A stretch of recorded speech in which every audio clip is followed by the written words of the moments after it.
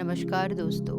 माँ भगवती की कृपा हम सब पर बनी रहे। जैसा कि पिछले भाग में हमने माता तुलसी तथा शालिग्राम की उत्पत्ति का वर्णन किया था, आज हम माता तुलसी तथा शालिग्राम की महिमा का वर्णन करने जा रहे हैं। माता तुलसी स्वर्गलोक, मृत्युलोक, पाताल तथा गोलोक इन सभी स्थानों में श्री हरि के साथ सदा विद्यमान रहती हैं। हजारों अमृत कलशों से भगवान श्री हरि को जो संतुष्टि होती है वह उन्हें तुलसी का एक पत्र अर्पण करने से ही मिल जाती है।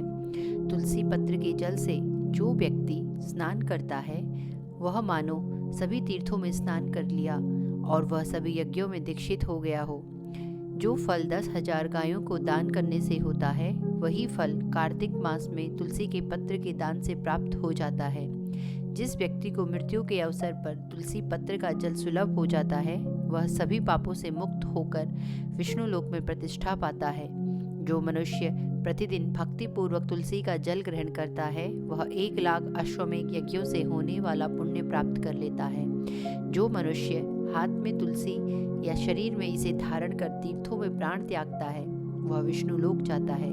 जो मनुष्य तुलसी काष्ठ से निर्मित माला को धारण करता है, वह पद पद पर अश्वमेध यज्ञ का फल निश्चय ही प्राप्त करता है।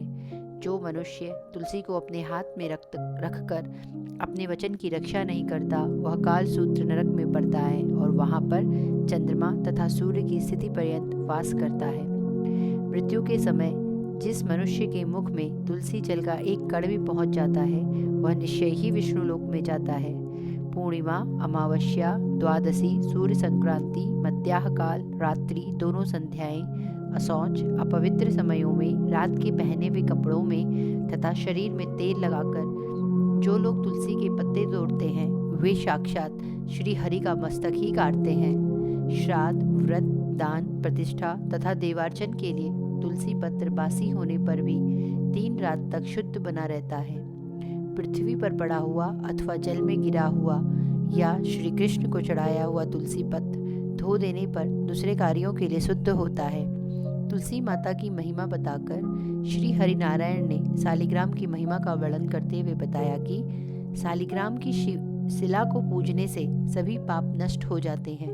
व्रत, स्नान, प्रतिष्ठा, श्राद्ध तथा देव पूजन आदि जो भी कर्म शालिग्राम की सानिध्य में किया जाता है, वह प्रशस्त माना जाता है और वह कर्ता सभी तीर्थों में स्नान कर और सभी यज्ञों में दीक्षित हो जाता है।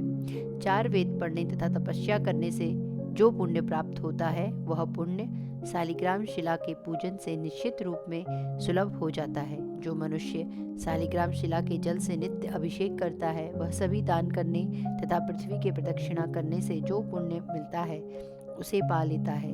जो मनुष्य शालिग्राम के जल को नित्य ग्रहण करता है, वह परम पवित्र मनुष्य अंत में भगवान श्री हरि के लोक जाता है। उस मनुष्य के चरण की रज से पृथ्वी देवी तुरंत पवित्र हो जाती है।